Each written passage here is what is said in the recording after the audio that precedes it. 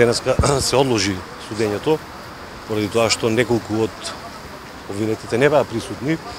Во секој случај, сметам дека овој предмет треба да се заврши така што треба одговорност да понесат надлежните служби при Министерството за здравство и при Фондот за здравствено осигурување, затоа што очигледно е дека овде има пропусти.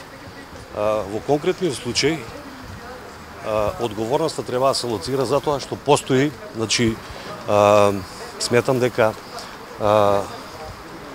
затаени се службите, односно дека овој предмет треба да биде пример како не треба да функционира здравствениот систем во Република Македонија, затоа што истиот со овој случај падна фактички на испитот на хуманизмот, односно на хуманост.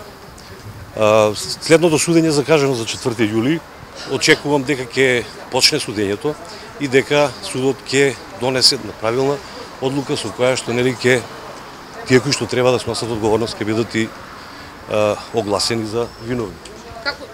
Како сте задоволни од тоа што или незадоволни од тоа што првиот човек на Министерството во тоа време сепак не е на обвинителната? Па не можеме да коментираме сега зашто не е опфатен и тој со кривичната пријава.